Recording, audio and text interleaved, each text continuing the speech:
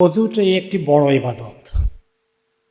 নামাজকে আমরা ইবাদত মনে করি, কিন্তু অজুকে একটা নামাজের জন্য রেডি হওয়ার জন্য প্রস্তুতি মনে করি শুধু, কিন্তু ইটসেলফ এটা একটা অনেক বড় ইবাদত।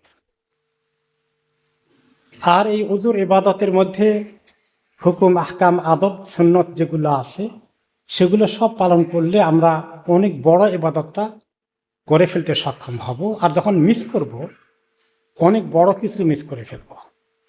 ছোটকাল থেকে আমরা অজু করে আসছি, সবাই জানি অজু কেমনি করতে হয়, কিন্তু আসলে কি সব কিছু ঠিক মতো আমাদের হচ্ছে কিনা? এবং এটি যে একটি বড় ইবাদত, এটা শুধু নামাজের জন্য একটা দরকারি জিনিস না, এটা আলাদা করেই একটা ইবাদত।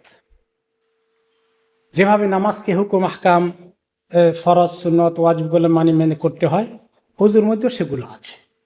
অজুরও এরকম নিয়মগুলো আছে। এক নম্বরে এটা তো ফরজ, নামাজ পড়তে হলে অজু করা ফরজ। নামাজ না থাকলে এমনি অজু হাজতে থাকা এটাও ভালো ইবাদত, তখন ফরজ নয়, তখন এটা সুন্নত। আর নামাজ তো অজু ছাড়া হবে না। একটা হাদিসে রাসূলুল্লাহ সাল্লাল্লাহু আলাইহি ওয়াসাল্লাম বলেছেন, লা ইয়াকবালুল্লাহু সালাতান বিগাইরি তাহুর। তবে যাদের ওজর আছে তারা তায়াম্মুম করবেন, সেটা আমরা জানি।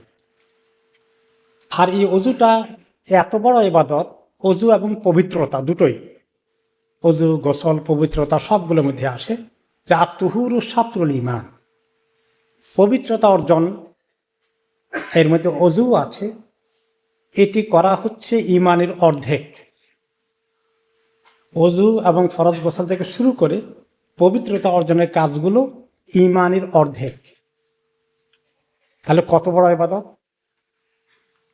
এবং এই কিয়ামতের দিন আল্লাহ তাআলা, নবী করিম সাল্লাল্লাহু আলাইহি ওয়াসাল্লাম বলে, একটা হাদিসে বলেন যে আমাদেরকে আল্লাহ তাআলা আমার উম্মতকে ডাকবেন, জমায়েত করবেন। তাদেরকে চিনবেন কিভাবে আল্লাহ তাআলা, বা কিভাবে তাদেরকে আমরা দেখলে চিনব?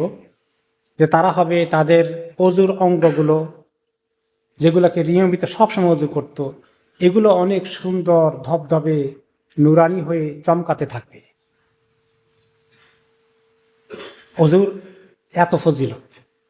আর একটি হাদিসে এসে জান্নাতে যখন মুমিনরা যাবেন, তাদেরকে অলংকার পরিয়ে দেওয়া হবে, যতটুকুন পর্যন্ত অজুর যে সমস্ত অঙ্গ থেকে তারা ধুয়েছেন অজুর কারণে, সেগুলোকে আল্লাহ তাআলা অলঙ্কৃত করে দিবেন, অলংকার পরিধান করিয়ে দেবেন।